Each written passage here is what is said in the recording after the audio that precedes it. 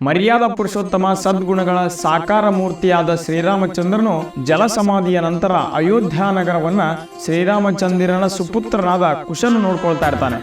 ಅಯೋಧ್ಯೆಯ ಪುನರುಜ್ಜೀವನವನ್ನ ಕುಶ ಮಾಡಿದ ನಂತರ ಸೂರ್ಯವಂಶದ ಕೊನೆಯ ರಾಜನಾದ ಬೃಹದ್ಬಲನು ಅಯೋಧ್ಯ ನಗರವನ್ನ ನವೀಕರಣಗೊಳಿಸ್ತಾನೆ. ಇದಾದ ನಂತರ ಉಜ್ಜಯಿನಿಯ ಮಹಾರಾಜನಾಗಿರುವಂತಹ ವಿಕ್ರಮಾದಿತ್ಯನು ಒಮ್ಮೆ ವಾಯುವಿಹಾರಕ್ಕೆ ಹೋದಾಗ ಒಂದು ಸ್ಥಳದಲ್ಲಿ ವಿಶ್ರಾಂತಿಯನ್ನು ಪಡೆದುಕೊಳ್ತಾ ಇರ್ತಾನೆ.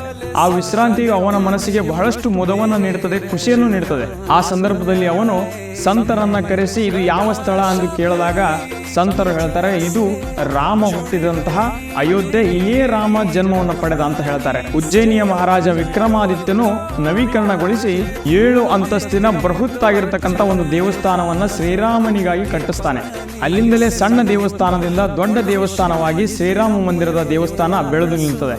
ಇದಷ್ಟೇ ಅಲ್ಲದೆ ಅಯೋಧ್ಯೆ ಎನ್ನುವಂತಹ ನಗರ ಬರೀ ಹಿಂದೂಗಳಿಗೆ ಮಾತ್ರವಲ್ಲದೆ ಬೌದ್ಧರಿಗೆ, ಸಿಖ್ಖರಿಗೆ, ಜೈನರಿಗೂ ಕೂಡ ಬಹಳಷ್ಟು ಪ್ರಸಿದ್ಧವಾಗಿರ್ತಕ್ಕಂಥ ನಗರಿಯಾಗಿರ್ತದೆ. ಇಲ್ಲಿ ಎಲ್ಲರೂ ಕೂಡ ಬಹಳಷ್ಟು ಸುಭಿಕ್ಷವಾಗಿ ಇರ್ತಾರೆ.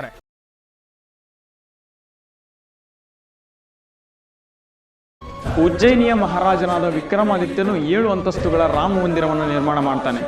ಭಾರತದ ಮೇಲೆ ದಾಳಿ ಮಾಡಿದ ಮತಾಂಧ ದಾಳಿಕೋರ ಬಾಬರ್ನ ಕಣ್ಣು ಹಿಂದೂ, ಸಿಖ್, ಜೈನ್, ಬೌದ್ಧರ ಪವಿತ್ರ ಕ್ಷೇತ್ರವಾದ ಅಯೋಧ್ಯೆಯ ಮೇಲೆ ಅವನ ಕಣ್ಣು ಬೀಳುತ್ತದೆ. ಆ ಒಂದು ನೆಲವನ್ನು ಅಪವಿತ್ರಗೊಳಿಸುವ ಮೂಲಕ ಅಲ್ಲಿನ ಜನರನ್ನ ಸುಲಭವಾಗಿ ಮತಾಂತರ ಮಾಡಬಹುದೆಂದು ಭಾವಿಸಿದ ಬಾಬರನು ಅವನ ಸೇನಾಧಿಪತಿಯಾದ ಮೀರ್ ಬಾಕಿಯನ್ನ ಅಯೋಧ್ಯೆಯ ಮೇಲೆ ದಾಳಿ ಮಾಡೋದಕ್ಕಾಗಿ ಕಳಿಸ್ತಾನೆ. ಮೀರ್ ಬಾಕಿಯು ಅಯೋಧ್ಯೆಯ ಮೇಲೆ ದಾಳಿಯನ್ನ ಮಾಡಿ ಅಲ್ಲಿದ್ದ ರಾಮ ಮಂದಿರವನ್ನ ನೆಲಸಮ ಮಾಡಿ ಅಲ್ಲಿಯೇ ಒಂದು ಮಸೀದಿಯನ್ನು ಕಟ್ತಾನೆ. ಬಾಬರ್ನ ಕಡೆ ಪ್ರೀತಿಯನ್ನು ಗಳಿಸಿಕೊಳ್ಳಬೇಕೆನ್ನುವಂತಹ ಕಾರಣದಿಂದಾಗಿ ಅದಕ್ಕೆ ಬಾಬರಿ ಮಸೀದಿ ಅನ್ನುವಂತಹ ಹೆಸರನ್ನು ಕೂಡ ಮೀರ್ ಬಾಕಿ ಕೊಡ್ತಾನೆ.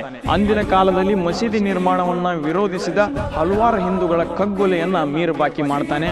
ಸಾವಿರಾರು ಗೋವುಗಳ ಮಾರಣ ಹೋಮವನ್ನು ಕೂಡ ಅಯೋಧ್ಯೆಯಲ್ಲಿ ಮೀರ್ ಬಾಕಿ ಮಾಡ್ತಾನೆ.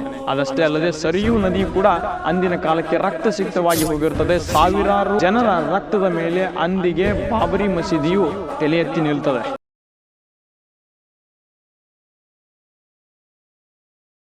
ಅಯೋಧ್ಯೆಯಲ್ಲಿ ಶ್ರೀರಾಮ ಮಂದಿರ ನಿರ್ಮಾಣವಾಗುವುದಕ್ಕಾಗಿ ದೇಶದ ಜನರ ಬೆಂಬಲದ ಅವಶ್ಯಕತೆ ಇರ್ತದೆ. ಅದಕ್ಕಾಗಿ ಲಾಲ್ ಕೃಷ್ಣ ಅಡ್ವಾಣಿ ಮತ್ತು ಇನ್ನಿತರ ನಾಯಕರ ನೇತೃತ್ವದಲ್ಲಿ ರಾಮರಥ ಯಾತ್ರೆಯನ್ನು ಸೋಮನಾಥದಿಂದ ಅಯೋಧ್ಯೆಯವರೆಗೆ 10,000 ಕಿಲೋಮೀಟರ್ಗಳವರೆಗೆ ಮಾಡ್ತಾರೆ. ಇದರಿಂದ ಸಾಕಷ್ಟು ಜನರ ಬೆಂಬಲ ರಾಮರಥ ಯಾತ್ರೆಗೆ ದೊರೆತು ಅಯೋಧ್ಯೆಯ ರಾಮ ಮಂದಿರಕ್ಕೆ ಬೆಂಬಲವೂ ಕೂಡ ಸಿಗ್ತದೆ.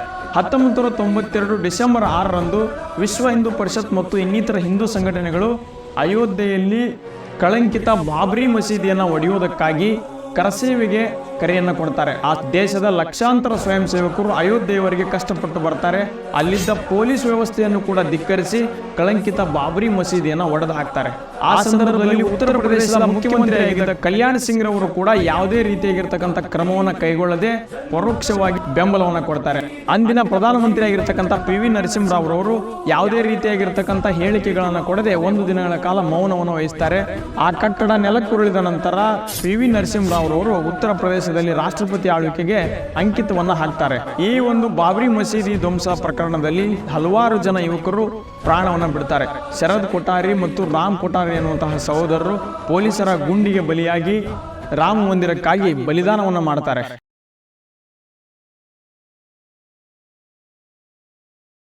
(1992ರಲ್ಲಿ ಕರಸೇವೆ ನಡೆದ ನಂತರ 2002ರವರೆಗೆ ಬಹಳಷ್ಟು ವಿದ್ಯಮಾನಗಳು ಅಯೋಧ್ಯೆಯಲ್ಲಿ ನಡೆಯುತ್ತವೆ. 2002ರಲ್ಲಿ ಅಲಹಾಬಾದ್ ಹೈಕೋರ್ಟ್ ಈ ಒಂದು ಅಯೋಧ್ಯೆಯ ರಾಮನ ಜನ್ಮಸ್ಥಾನ ಯಾರಿಗೆ ಸೇರಿದ್ದು ಎನ್ನುವಂತಹ ವಿಚಾರಣೆಯನ್ನು ನಡೆಸೋದಕ್ಕೆ ಆರಂಭ ಮಾಡ್ತದೆ. 2003ರಲ್ಲಿ ಭಾರತೀಯ ಪುರಾತತ್ವ ಇಲಾಖೆಗೆ ಈ ಒಂದು ಅಯೋಧ್ಯೆಯ ರಾಮನ ಜನ್ಮಸ್ಥಾನವನ್ನ ಸಂಪೂರ್ಣವಾಗಿ ಸರ್ವೆ ಮಾಡಿ ವರದಿಯನ್ನು ಕೊಡುವಂತೆ ಹೇಳ್ತದೆ. 2010ರಲ್ಲಿ ಅಲಹಾಬಾದ್ ಹೈಕೋರ್ಟ್ 2:1ರಂತೆ ತೀರ್ಪನ್ನು ಕೊಡ್ತದೆ. ಈ ಒಂದು 2.77 ಎಕರೆ ಜಾಗವನ್ನ ಸುನ್ನಿ ಮಂಡಳಿ, ರಾಮಲಲ್ಲಾ ಟ್ರಸ್ಟ್, ನಿರ್ಮೋಹಿ ಅಖಾಡ 3 ಟ್ರಸ್ಟ್ಗಳಿಗೆ ಹಂಚಿಕೆಯನ್ನ ಮಾಡ್ತದೆ.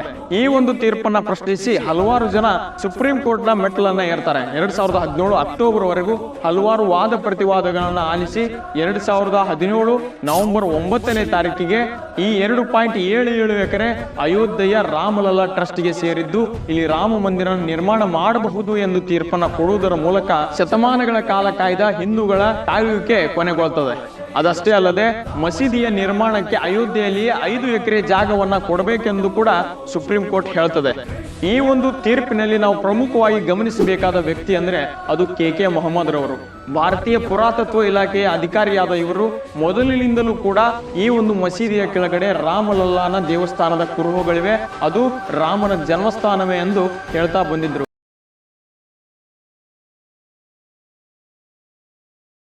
500 ವರ್ಷಗಳ ಕಾಲ ರಾಮನ ಕಾಯುವಿಕೆ ಕೊನೆಗೊಳ್ಳುತ್ತದೆ.